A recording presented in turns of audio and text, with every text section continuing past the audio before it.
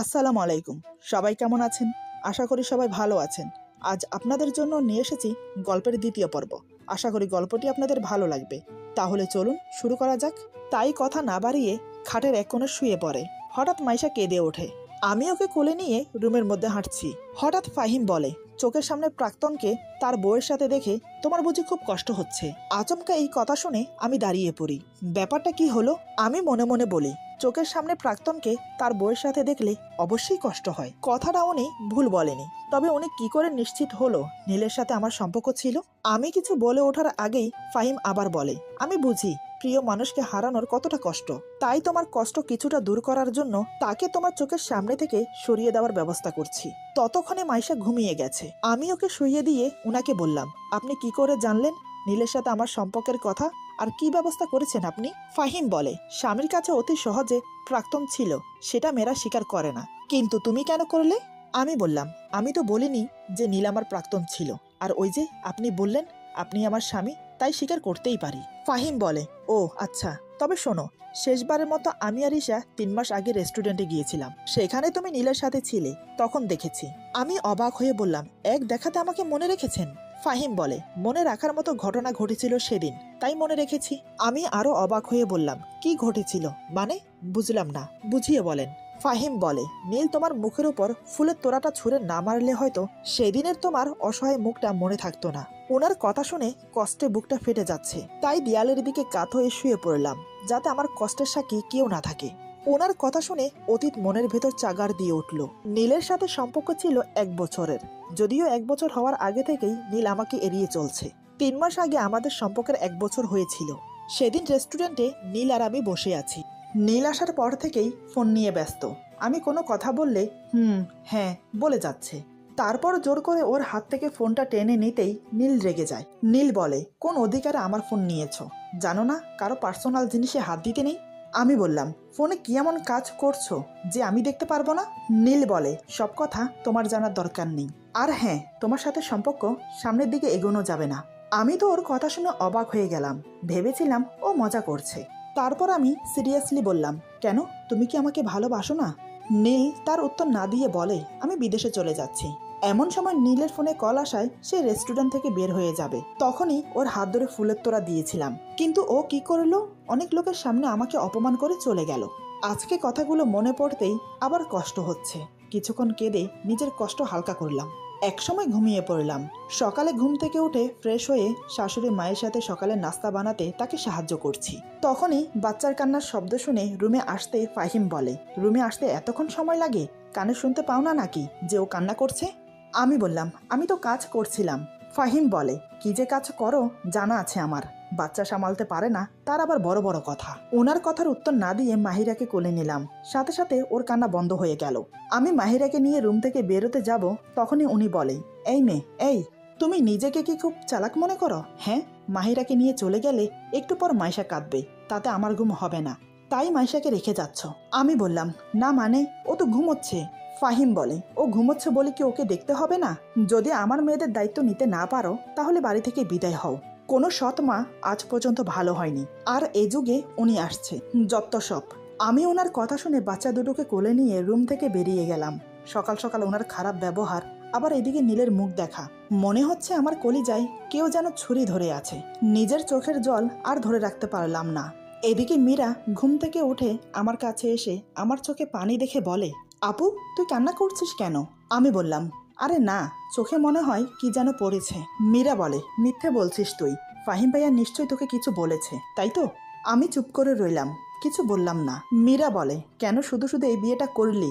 আমি বাচ্চাদের দেখিয়ে বললাম, এই যে দেখছিস 2টি ফুল, তুই তো জানিস ছোট বাচ্চা দেখলেই আমার কোলে নিতে ইচ্ছে করে, আর আমি তাকেও দেখিয়ে দিতে চাই যে আমিও ভালো আছি। মীরা বলে, সে কে ছিল? আমি বললাম, বাদ দে, তুই একটু ওদের কাছে বস, আমি একটু কাজ শেষ করে আসছি। মীরা বলে, আচ্ছা। এমন সময় কলিং বেলের শব্দ শুনে শাশুড়িমা দরজা খুলে দেয়। আমি সেদিকে ধ্যান না দিয়ে নিজের কাজে মন দেই। একসময় আমি কাজ শেষ করে ড্রয়িং রুমের দিকে আসতেই দেখি আমার বাবা মা, মীরার বাবা মা এবং নীলের মা বাবাও এসেছে। সবকিছুই ঠিক আছে, কিন্তু আমার মা বাবাকে দেখে তো আমার ভয় করছে, কারণ তারা নীলকে চেনে। তারা নীলকে দেখলে তো মীরা সব জেনে যাবে। এখন কি করব ভেবে পাচ্ছি না। সবার সাথে দেখা হওয়ার আগে আমার নীলের কাছে যাওয়া উচিত। ও যাতে আমার মা বাবার সামনে না যায়। এমন সময় ফাহিমের সাথে নীল ড্রয়িং রুমে প্রবেশ করতেই আমার বাবা বলে, তুমি আমার মেয়েকে ঠকিয়ে মীরাকে বিয়ে করেছো? তোমার লজ্জা হওয়া উচিত। যে মেয়েকে ঠকিয়েছো আবার তার বোনকে বিয়ে করেছো। তোমার বাবা মাকে দেখে তো মনে হয় ভদ্রলোক, কিন্তু ছেলেকে ঠিকমতো শিক্ষা দিতে পারেনি। বাবার কথা শুনে মীরার মা অবাক হয়ে বলে, এসব কি বলছেন? এই ছেলের সাথে ইবার সম্পর্ক ছিল? বাবা বলে, হ্যাঁ, ইবা আমাদের কাছ থেকে কখনো কোনো কিছু লুকিয়ে রাখেনি। ওদের সম্পর্কের কথা জানানোর পর আমি ছেলেটার ব্যাপারে খোঁজ খবর নেই, সব ভালো শুনি। তারপর বিয়ের ব্যাপারে কথা বলার জন্য পরিবারের কাছে যাব, তখনই ইভা জানায় ও নীলকে বিয়ে করবে না। তখন বুঝতে না পারলেও এখন বিয়ে না করার কারণ বুঝলাম। তোমার মতো ছেলেকে বিয়ে না করে ভালোই করেছে আমার মেয়ে। নীলের বাবা মা আমার বাবার কথা শুনে মাথা নিচু করে দাঁড়িয়ে আছে। কি বলবে, তারা কোনো ভাষা খুঁজে পাচ্ছে না। মীরার বাবা বলে, ছি ছি ছি, তোমাকে আমার মেয়ের জামাই ভাবতেও লজ্জা করছে। ফাহিম বলে, আঙ্কেল, যা হবার হয়ে গেছে, এখন ওদের বিয়ে মেনে নেন, ওরা সুখী হবে। মীরার বাবা বলে, অসম্ভব। যে ছেলে ইবার ভালোবাসার মূল্য দেয়নি, ও কি করে সংসারের মূল্য দেবে? ফাহিম বলে, দেখুন আঙ্কেল, নীলের অতীত ইভা আর বর্তমান মীরা। অতীতের কথা ভেবে বর্তমান নষ্ট করা ঠিক না। আর হ্যাঁ, এখন এবার বিয়ে হয়ে গেছে, ও কিন্তু নীলের জন্য বসে থাকেনি। তাহলে নীল বিয়ে করলে ক্ষতি কি? মীরা সবকিছু মেনে নিয়ে সংসার করলে আপনাদের সমস্যা থাকার কথা না। আমি এতক্ষণ দাঁড়িয়ে মীরাকে লক্ষ্য করছিলাম। নীলের সাথে আমার সম্পর্কের কথা মীরা জানার পরেও কিছু বলছে না কেন? খুব স্বাভাবিক হয়ে আছে কেন? আমি মীরার পাশে গিয়ে দাঁড়িয়ে বললাম, আমার সাথে একটু এদিকে আয় তো। মীরা বলে, কেন? আমি বললাম, আগে আয়, তারপর বলছি। তারপর মীরাকে নিয়ে আমার রুমে এসে জিজ্ঞেস করলাম, নীলের সাথে কি তুই সংসার করতে চাস? মীরা বলে, হ্যাঁ চাই, ওকে আমি ভালোবাসি। আমি বললাম, আমার সাথে নীলের সম্পর্ক ছিল, সেটা তোকে বলে তোদের মধ্যে কোনো ঝামেলা করতে চাইনি। আমি জানতাম না আজ বাবা মা আসবে, নয়তো কেউ জানতো না আমাদের সম্পর্কের কথা। কিন্তু তুই বিশ্বাস কর, নীল তোকে সত্যিই ভালোবাসে। হঠাৎ মীরা আমাকে চমকে দিয়ে বলে, আমি তো আগে থেকেই জানতাম তোদের সম্পর্কের কথা। ওর কথা শুনে আমি যেন আসমান থেকে পড়লাম। কি বলছে ও? আমি অবাক হয়ে বললাম, কি, তুই আগে থেকে জানিস? মীরা বলে, না মানে ওই আর কি। আমি বললাম, মীরা, তুই সত্যি কথা বলতো, তুই আমাদের সম্পর্কের কথা জানিস? আমার কথা শুনে মীরা চেঁচিয়ে বলে, হ্যাঁ হ্যাঁ জানতাম, তোর সাথে নীলের সম্পর্ক ছিল। নীলকে একদিন কলেজে দেখেছি, তারপর থেকে ওকে ভালো লাগতে শুরু করে। তখন থেকে মনে মনে ঠিক করি, যেভাবে হোক নীলকে আমার করে ছাড়বো। কিন্তু ও কিছুতেই আমার সাথে সম্পর্কে রাজি হচ্ছে না। তাই আমি সুইসাইড করতে যাই, তখন নীল বাধ্য হয়ে রাজি হয়। কিন্তু সম্পর্কের কিছুদিনের মধ্যে বাবা আমার বিয়ে ঠিক করে। ওর পুরো কথা শোনার আগেই আমি ওর গায়ে ঠাস করে থাপ্পড় দিলাম। সাথে এটাও বললাম, তুই কোনোদিন আমার সামনে আসবি না। এবার বুঝতে পারলাম নীলের ভুল থাকলেও পুরো দোষ মীরা করেছে। শুধু শুধু নীলকে সবাই খারাপ ভাবছে, এটা হতে দেওয়া যাবে না। তাই মীরাকে নিয়ে ড্রয়িং রুমে সবার সামনে গিয়ে বললাম, নীলের কোনো দোষ নেই, একটা ভুল বোঝাবুঝির জন্য এসব হয়েছে। তোমরা কেউ নীলের সাথে খারাপ ব্যবহার করো না। মা বলে, কি এমন ভুল বোঝাবুঝি হয়েছিল যে তোর সাথে সম্পর্ক ভেঙে দিয়েছে? আমি বললাম, মা থাক না এসব, নীলের সাথে সম্পর্ক ওটা পুরনো কথা। এখন আমার সংসার হয়েছে, দুটি বাচ্চা আছে, সব মিলিয়ে আমি খুব সুখে আছি। নীলের মা বাবার উদ্দেশ্যে বললাম, আঙ্কেল আন্টি, আপনারা ওদের বিয়ে মেনে নেন, মীরা আপনাদের বাড়ির খুব ভালো বউ হবে। নীলের বাবা বলে, আমি আমার ছেলের হয়ে সবার কাছে ক্ষমা চাচ্ছি, ও যে দোষ করেছে। আমি বললাম, ব্যাস, আর কিছু বলতে হবে না, কারোর কোনো দোষ নেই, সব ভাগ্যের দোষ। মীরার বাবা বলে, আচ্ছা মা, তোর কথা মেনে নিয়ে ওদের বিয়ে মেনে নিলাম। তারপর সবাই চা নাস্তা করে চলে যাচ্ছে, ঠিক তখনই নীল আমাকে ডেকেছিল। কিন্তু আমি কথা না বলে নিজের রুমে এসে খুব কাঁদলাম। কেন মীরা আমার ভালোবাসার মানুষকে কেড়ে নিল? ওর কি ক্ষতি করেছিলাম আমি? ও আমার সাথে এমন করলো কেন? মীরার কথাগুলো এখনো আমার কানে বাজছে। খুব কষ্ট হচ্ছে, নিজের আপন মানুষ এভাবে ঠকালো। এমন সময় আমার কাঁধে কারোর হাত রাখার অনুভূতি পেয়ে পেছনে তাকিয়ে দেখলাম, দেখি উনি বাচ্চাদের কোলে নিয়ে দাঁড়িয়ে আছে। ফাহিম বলে, যা হবার হয়ে গেছে, এখন থেকে তুমি নতুন জীবন শুরু করবে, দুটি মেয়ের মা তুমি, সেটা ভুলে যেও না। এই বলে মাহিরা মাইশাকে আমার কোলে দিয়ে চলে গেল। আমি মেয়েদের কপালে চুমো দিয়ে আমার বুকের সাথে জাপটে ধরলাম। সত্যি বলতে বাচ্চাগুলো বুকে আসতেই সব দুঃখ কষ্ট যেন এক নিমেষেই উধাও হয়ে গেল। সারাদিন বাচ্চাদের নিয়ে আর শাশুড়ি মায়ের সাথে আড্ডা দিয়ে কাটলো। রাতের দিকে উনি অফিস থেকে ফিরলে সবাই একসাথে বসে ডিনার করে নিলাম। মা খাওয়া দাওয়া করে নিজের রুমে চলে গেল। আমি বাচ্চাদের ঘুম পাড়াতে ব্যস্ত হয়ে পড়লাম। ফাহিম বারান্দায় দাঁড়িয়ে আছে। একসময় বাচ্চাদের ঘুম পাড়িয়ে আমিও বারান্দায় গেলাম। বারান্দায় গিয়ে দেখি উনি সিগারেট খাচ্ছে। এই দুদিনে ওনাকে দেখে এটা বুঝলাম উনি খুব সিগারেট খায়। আমি বললাম, একটার পর একটা সিগারেট খেয়ে কি নিজেকে মহাপুরুষ মনে করেন? ঘরে দুটি বাচ্চা আছে, সেদিকে কোনো খেয়াল নেই। ফাহিম বারান্দায় দাঁড়িয়ে সিগারেট টেনে যাচ্ছে। হঠাৎ আমার কথা শুনে পেছনে ঘুরে তাকাতেই ওর হাত থেকে সিগারেট নিয়ে ফেলে দিলাম। এটা দেখে ফাহিম খুব রেগে যায়। ফাহিম বলে, তুমি এটা কি করলে? এখন এত রাতে সিগারেট কোথায় পাবো? আর মাত্র একটা সিগারেট আছে। আমি বললাম, যা করেছি বেশ করেছি, এখন রুমে গিয়ে ঘুমান। ফাহিম বলে, মুডটাই খারাপ করে দিল। আমি বললাম, আপনার মুড ভালো থাকে নাকি? সবসময় তো দেখি গোমরা মুখ নিয়ে ঘুরে বেড়ান। ফাহিম বলে, যতক্ষণ সিগারেটের ধোঁয়া উড়িয়ে ঈশাকে ভুলে থাকি ততক্ষণ আমার ভালো লাগে। আমি বললাম, আচ্ছা সত্যি কি ভুলে থাকা যায়? সারাদিন ভুলে থাকলেও দিন শেষে কিন্তু তাকে মনে পড়বেই, কিন্তু কেন এমন হয়? ফাহিম বলে, সব নিয়তির খেলা। আমি বললাম, বড় নিষ্ঠুর এই নিয়তি, আপন জনকেও চিনিয়ে দেয়। ফাহিম বলে, শোনো। আমি বললাম, বলেন। ফাহিম বলে, চিঠিটা পড়ো। আমি বললাম, মুখে বললেই তো পারেন, আবার চিঠি লেখার কি দরকার ছিল? ফাহিম বলে, বেশি কথা বলো না। এই বলে আমার হাতে চিঠিটা ধরিয়ে দেয়। আমি একটু অবাকই হলাম। তারপর বারান্দার লাইট অন করে চেয়ারে বসে চিঠিটা পড়া শুরু করলাম। ইভা, আমি জানি না কি করে বললে তুমি আমাকে ক্ষমা করবে, তবুও প্রথমে বলছি, আমাকে ক্ষমা করে দাও। আমি চেয়েছিলাম তোমাকে মীরার ব্যাপারে বলতে, কিন্তু অনেক দেরি হয়ে যায়। তোমাকে ভালোবাসি না, ভালো লাগা ছিল, সেটা মীরা আমাকে বারবার বুঝিয়েছে। তবে আমি তোমাকে ভালোবাসি, সেটা মীরাকে বিয়ে করার পর বুঝেছি, এবং মীরা তোমার খালাতো বোন সেটা বিয়ের পর জেনেছি। মীরা তোমার মতো করে আমাকে বুঝতে পারে না, তোমার মতো ও কোনোদিন ভালোবাসতে পারবে না। তুমি বিশ্বাস করো, আমি মীরাকে ইচ্ছে করে বিয়ে করিনি। সারা দিন রাত আমাকে কল করে আমাকে পাগল করে দিয়েছে। তোমাকে দেখে আমার খুব কষ্ট হয়, অনেক বেশি। 2 দিন তোমার বাসায় ছিলাম, আমার যে কতটা কষ্ট হয়েছে তা তোমাকে বলে বোঝাতে পারবো না। তোমাকে আর কিছু বলার ভাষা নেই আমার, শুধু বলবো তুমি আমার মতো বেমানের জন্য কষ্ট পেও না, নিজের সংসার নিয়ে ভালো থাকো। ইতি। চিঠিটা পড়তে পড়তে আমার চোখ থেকে টপ টপ করে পানি পড়ছে, চিৎকার করে কাঁদতে ইচ্ছে করছে। কেন আমার সাথে এমন হলো? কখনো কারোর ক্ষতি করিনি আমি, তাহলে আমার মনকে ক্ষত বিক্ষত করলো কেন? এমন সময় ফাহিম আরেকটা সিগারেট খাচ্ছে, হঠাৎ সেটা ছিনিয়ে নিয়ে মুখে দিলাম। সিগারেটে একটা টান দিতে না দিতেই কাশতে কাশতে আমার দম বন্ধ হয়ে আসলো। এটা দেখে ফাহিম আমার হাত থেকে সিগারেট কেড়ে নিয়ে বলে, ইভা, তুমি কি পাগল হলে? জানো না সিগারেট কতটা ক্ষতিকর? আমি কান্না করতে করতে বললাম, আপনিও তো খান, আপনার কিছু হয় না? ফাহিম বলে, আমি আর তুমি এক না। আমি বললাম, কিন্তু কষ্টগুলো তো কিছুটা এক। ফাহিম কি বুঝে আমার হাত ধরে রুমে এনে বাচ্চাদের দেখিয়ে বলে, আমাদের সব কষ্ট ভুলিয়ে দেবে, এই যে দেখছো এই 2টি ফুল। বাচ্চাদের মুখের দিকে তাকাতেই আমি শান্ত হয়ে গেলাম। আমি বললাম, আরে আমি তো ভুলেই গিয়েছিলাম, আমি যে মা, সন্তানদের জন্য মায়েদের সব কষ্ট ভুলে থাকতে হয়। আমি আর কারোর জন্য কষ্ট পাবো না। চোখের পানি মুছে রান্নাঘরে চলে গেলাম। তারপর দুধ হালকা গরম করে ফিটারে ভরে রুমে আসতেই ফাহিম আমাকে দেখে হাসছে। এই 2 দিন এই বাড়িতে এসেছি, আজ এই প্রথম ওনার মুখে হাসি দেখলাম। হাসলে কি সুন্দর লাগে ওনাকে। আমি বললাম, আপনি হাসছেন কেন? ফাহিম বলে, ঘড়ি দেখেছো? রাত 2টো বাজে। এখন তুমি ওদের জন্য দুধ গরম করে এনেছো, কিন্তু ওরা তো ঘুমোচ্ছে। আমি বললাম, ওদের খিদে লেগেছে, মায়েরা জানে কখন সন্তানের খিদে পায়, বুঝেছেন? এতে হাসি পাওয়ার কিছু হয়নি।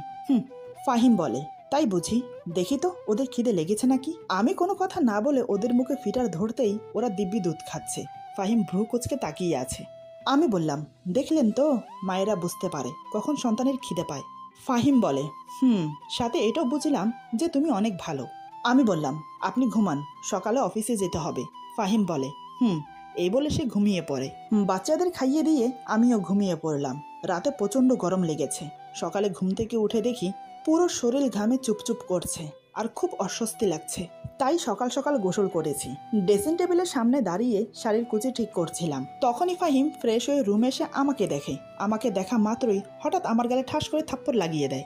আমি কিছু বুঝে ওঠার আগেই শাড়ির আঁচল ঘাট থেকে ফেলে দিয়ে আমাকে ধাক্কা মারলো। তখনও পুরোপুরি শাড়ি পরা হয়নি আমার, তাই ধাক্কা খাওয়ার সাথে সাথে শাড়িতে পা পেঁচিয়ে পরে গিয়ে কপালটা ঠুকে গেল খাটের পায়ার সাথে। ব্যথায় মুখ থেকে স্পষ্ট সুরে বেরিয়ে এলো, উফ। এদিকে কপালটার সাথে সাথে ফুলে গেল আর গালে 5 আঙ্গুলের দাগ বসে গেল। আমি কোনো রকম শাড়িটা শরীরের সাথে জড়িয়ে উঠে দাঁড়ালাম। ফাহিম বলে, আমার উপর স্বামীর অধিকার দেখাবে না এবং আমার রুমের কোনো কিছুতে আমার অনুমতি ছাড়া হাত দেবে না। সেটা নিশ্চয় বিয়ের প্রথম দিন বলে দিয়েছিলাম তোমাকে, তাহলে কোন সাহসে এই শাড়ি পরেছ? আমি ছলছল নয়নে ওনার দিকে তাকিয়ে বললাম, না মানে? ফাহিম বলে, না মানে কি? হ্যাঁ, তোমাকে বিয়ে করেছি শুধুমাত্র আমার মেয়েদের মায়ের স্নেহ ভালোবাসা দিয়ে বড় করতে, দামি শাড়ি পরে সেজেগুজে বসে থাকার জন্য না। আমি বললাম, আমার কথাটা শুনুন। ফাহিম বলে, তোমার কি কথা শুনবো? ঈশার সাথে আমার 5 বছরের সম্পর্ক ছিল, সেখানে তুমি এসে ওকে ভুলিয়ে দিতে পারবে না। আর কোনোদিন যেন না দেখি ঈশার শাড়ি বা গহনা পরতে। আমি বললাম, আমি জানতাম না এটা ঈশা আপুর শাড়ি। ফাহিম বলে, জানো না মানে কি? মিথ্যা বলার জায়গা পাও না? আলমারিতে আমার আর ঈশার জামা কাপড় ছাড়া আর কারো জামা কাপড় নেই। তাহলে? আমি বললাম, সত্যি বলছি, বিয়ের সময় যে কয়টা শাড়ি দিয়েছেন সেগুলো ওয়ার্ড্রবের ভেতরে রেখেছি, সেখান থেকে এই শাড়িটা নিয়েছি। আলমারি থেকে কোনো শাড়ি বের করে নিয়ে আমি ভেবেছিলাম এটাও হয়তো আপনি দিয়েছেন। বিয়ের পর বাবার বাড়িতে যাওয়া হয়নি, তাই আমার কোনো জিনিস নিয়ে আসতে পারিনি, নয়তো এই শাড়ি পরতে হতো না। ফাহিম বলে, মায়ের থেকে শাড়ি নিতে পারোনি? আমি বললাম, মা ঘুমাচ্ছিল আর বৃষ্টিতে আমার শাড়ি শুকায়নি। ফাহিম যত সব বলে অফিসে চলে যায়। উনি চলে যাওয়ার পর আমি ডুকরে কেঁদে উঠি। সত্যি বলতে ঈশা আপুর শাড়ি পরে নিজেকে অপরাধী মনে হচ্ছে। আমার জন্য উনি আজকে আবার কষ্ট পেল। হয়তো বিশ্বাস করেনি যে আমি জেনে বুঝে শাড়ি পরিনি। ভাগ্য এতটাই খারাপ যে মনে হচ্ছে কারোর ভালোবাসা পাবো না। নিজের কষ্ট নিজের মধ্যে রেখে মাকে কল দিলাম। কল রিসিভ হতেই আমি বললাম, হ্যালো মা। মা বলে, কি রে, কি হয়েছে তোর? আমি বললাম, কই কিছু না তো, তুমি কাউকে দিয়ে আজকেই এখনই আমার সব জিনিস পাঠিয়ে দাও। মা বলে, আচ্ছা দেব, কিন্তু তোর কি হয়েছে? কণ্ঠটা কেমন যেন লাগছে। আমি বললাম, মা কিছু হয়নি, বাসার সবাই ভালো আছে? মা বলে, হ্যাঁ আছে। আমি বললাম, এখন রাখছি, পরে কথা হবে। এই বলে ফোন কেটে দিলাম। মায়ের সামনে বেশি কথা বললে নিজের কষ্ট চেপে রাখতে পারতাম না, কিন্তু মা ঠিক বুঝে গেছে আমার কষ্ট হচ্ছে। এদিকে আমার চোখের পানি দেখে মাহিরা কেঁদে ওঠে। ওর কান্না দেখে আমি চোখ মুছে ওকে কোলে নিয়ে বললাম, আমার শোনা মা, কাঁদে না, দেখো তোমার মা হাসছে, তুমি আমার ভালো মেয়ে তো, হাসো। মাহিরার সাথে কথা বলতে বলতে মাইশাও ঘুম থেকে উঠে গেছে। বাচ্চাদের শাশুড়ি মায়ের কাছে দিয়ে দুধ গরম করে ওদের খাইয়ে দিতে দিতে মা আমার সব জিনিস পাঠিয়ে দিয়েছে। ঈশা আপুর শাড়ি চেঞ্জ করে নিজের একটা 3 পিস পরে নিলাম। উনি সকালে না খেয়ে অফিসে চলে গেছেন। হয়তো সারাদিন রাগ করে কিছু খাইনি, আমার ভুলের জন্য উনি শাস্তি পাচ্ছেন, তাই আমিও না খেয়ে আছি। সারাদিন রুমে ভালো লাগছে না, তাই সন্ধ্যায় বাচ্চাদের নিয়ে মায়ের রুমে তার সাথে বসে গল্প করছি। এমন সময় ফাহিম বাড়িতে ফিরে কাউকে দেখতে না পেয়ে ডাকতে শুরু করে, মা, ও মা, কোথায় তুমি? মা বলে, সন্ধ্যাবেলায় কি এই বাড়িতে ডাকাত পড়েছে যে তুই চিল্লাপাল্লা শুরু করেছিস? ফাহিম বলে, বাসা পুরো ফাঁকা ফাঁকা লাগছে কেন? আর সবাই কোথায়? মা বলে, আমার রুমে আছে, চলে আয়। মায়ের রুমে আমাকে দেখে বিছানার উপর অনেকগুলো শপিং ব্যাগ রেখে বলে, ব্যাগে কয়েকটা ড্রেস আছে, সেগুলো দেখে নাও, পছন্দ হয় কিনা, নয়তো চেঞ্জ করে আনবো। আমি মাকে উদ্দেশ্য করে বললাম, মা, আপনার ছেলেকে বলে দেন আমার ড্রেস লাগবে না। মা বলে, তোরা তোদের রুমে গিয়ে যত ইচ্ছে ঝগড়া কর, আমার রুম থেকে এখন যা। আমি বললাম, মা, আমি আপনার কাছে ঘুমাবো। আমার কথাটা শুনে ফাহিম বাচ্চাদের কোলে নিয়ে নিজের রুমে চলে গেল। অমনি আমার মেয়েরা কান্না শুরু করে দিল। শাশুড়ি মা মুচকি হেসে শপিং ব্যাগগুলো আমার হাতে ধরিয়ে দিয়ে রুমে পাঠিয়ে দিল। সকালে আমাকে রাগ দেখিয়ে অনেকগুলো কথা শোনালো, থাপ্পড় মেরে ধাক্কা পর্যন্ত মেরে ফেলে দিল। তাই আমিও এখন একটু রাগ দেখাবো। এইসব ভেবে রুমে গিয়ে শপিং ব্যাগগুলো বিছানার উপর ছুঁড়ে মেরে ওনাকে বললাম, দামি শাড়ি পরে সেজেগুজে বসে থাকার কোনো ইচ্ছে নেই আমার। আমার অনুমতি ছাড়া আমার জন্য কোনো জিনিস কখনো আনবেন না। আমার রাগ দেখে ফাহিম বলে, আমার সাথে রেগে কথা বলবে না একদম। আমি বললাম, আপনার সাথে কথাই বলবো না, তাহলে হবে তো? ফাহিম বলে, বেশি বোঝো তুমি, তাই না? আমি বললাম, কথা বললেও দোষ, আবার কথা না বললেও দোষ? ফাহিম বলে, হ্যাঁ, কোনো কথা না, খাবার বারো, যাও। আমি কথার উত্তর না দিয়ে রুম থেকে বেরিয়ে গেলাম। টেবিলে খাবার বেড়ে রেখে আবার রুমে চলে আসি। আমি আসতেই ফাহিম বেরিয়ে গেল। একটু পরে দেখি ফাহিম একটা প্লেটে খাবার নিয়ে রুমে চলে আসে। ফাহিম বলে, খেয়ে নাও। আমি বললাম, খাবো না। ফাহিম বলে, আমাকে দিয়ে বেশি কথা বলিও না। আমি বললাম, আপনাকে তো বলিনি আমার সাথে কথা বলতে। ফাহিম বলে, বুঝেছি, কথা বললে কথা শুনবে না। এই বলে উনি এক হাত দিয়ে আমার গাল চেপে ধরে আরেক হাত দিয়ে আমার মুখে খাবার দিয়ে বলে, চুপচাপ খেয়ে নাও, কথা বললে সারা রাত বারান্দায় দাঁড় করিয়ে রাখবো। এই কথা শুনে আমি কথা না বলে খেয়ে নিলাম। খাওয়া শেষ হলে আমি শুয়ে পড়ি। ফাহিম বলে, সকালের খারাপ ব্যবহারের জন্য সরি। আমি বললাম, ঠিক আছে, কিন্তু আপনার দেওয়া কোনো জিনিস আমি নেব না। ফাহিম অবাক হয়ে বলে, কেন কেন? আমি সরি বললাম তো। আমি বললাম, যেদিন আপনি নিজে থেকে ভালোবেসে জিনিস দেবেন, আপনার উপর আমার অধিকার থাকবে, সেই দিন আপনার দেওয়া জিনিসগুলো নেব। আমার কথা শুনে ফাহিম কিছু না বলে মুখ ঘুরিয়ে নিল। আমার কথাগুলো হয়তো কখনো সত্যি হবে না, তাই হয়তো কোনো উত্তর দিতে পারিনি। আমি আর কোনো কথা বাড়ালাম না, চুপচাপ ঘুমানোর চেষ্টা করলাম। একসময় ঘুমিয়ে পড়লাম। সকালে ঘুম থেকে উঠে ফ্রেশ হয়ে নিলাম, কিন্তু ওনাকে ডাকলাম না, কারণ আজ ওনার অফিসের ছুটি, তাই পড়ে পড়ে ঘুমোচ্ছে। আমি রান্নাঘরে গিয়ে সকালের নাস্তা বানিয়ে ফেললাম। নাস্তা টেবিলে সাজিয়ে মা আর ওকে ডাকলাম। তারপর সবাই মিলে একসাথে নাস্তা করলাম। দুপুর 12টার দিকে আমি বাচ্চাদের গোসল করিয়ে ছোট বাথটবের পানি ওয়াশরুমে ফেলতে যাব। হঠাৎ উনি কোত্থেকে আমার সামনে এসে পড়ে। আমি দেখতে না পেয়ে ওনার সাথে ধাক্কা খাই। যেহেতু বাথটবের পানি ফুল ছিল তাই আমি সামলাতে পারিনি, আমার হাত ফসকে পড়ে যায়। আমিও টাল সামালতে না পেরে পড়ে যেতে চাইলে উনি হাত ধরে ফেলে, কিন্তু শেষ রক্ষা হলো না। উনিও সেই পানিতে পা পিছলে আমাকে নিয়ে মেঝেতে পড়ে যায়। আসলে বাথটবে সাবান আর তেল মিশ্রিত পানি ছিল, যেটা মেঝেতে পড়ে পিচ্ছিল হয়ে গেছে। উনি আমাকে নিয়ে পড়ার সাথে সাথে আমরা একে অপরকে জড়িয়ে ধরি। ঠিক সেই মুহূর্তে ওনার ঠোঁট ছুঁয়ে যায় আমার ঠোঁটে। তখনই আমি শিহরিত হয়ে উঠি। আমার নিঃশ্বাস বড় বড় শ্বাসে পরিণত হয়েছে। পুরো শরীরে যেন আগুনের লাভা ছুটে বেড়াচ্ছে। উনি উঠতে গিয়ে আবার আমার উপর পড়ে যায়। ঠিক প্রথমবারের মতো ওনার ঠোঁট আবার আমার ঠোঁটে ছুঁয়ে যায়। আমি নিচে, উনি আমার উপরে, কিন্তু এমন কিছু হবে উনিও ভাবতে পারেননি। আমি নিজের মধ্যে না থাকলেও উনি ঠিক স্বাভাবিক ছিল। এবার উনি সাবধানে উঠে দাঁড়ালো, তারপর আমার দিকে হাত বাড়িয়ে দেয়। আমি না চাইতেও বাধ্য হলাম ওনার হাত ধরে উঠতে। লজ্জায় চোখে চোখ মেলাতে পারছিলাম না, কিন্তু ভয়ও করছিল যদি উনি ভুল বুঝে আমাকে বকা দেয় তাই। কিন্তু না, উনি আমার দিকে এক নজর তাকিয়ে চলে গেল ফ্রেশ হতে। আমি ভেবেছিলাম উনি আমাকে বকা দেবে। আসলে এখানে ওনার বা আমার কারোর দোষ ছিল না।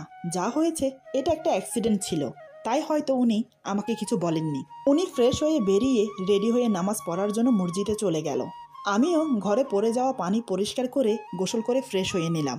দুপুরে একসাথে সবাই খেতে বসলাম, কিন্তু আমি ওনার চোখে চোখ মিলাতে পারছিলাম না। তখনকার ঘটে যাওয়া ঘটনাটা বারবার মনে পড়ছে। উনি চুপচাপ খেয়ে দিয়ে রুমে চলে গেল।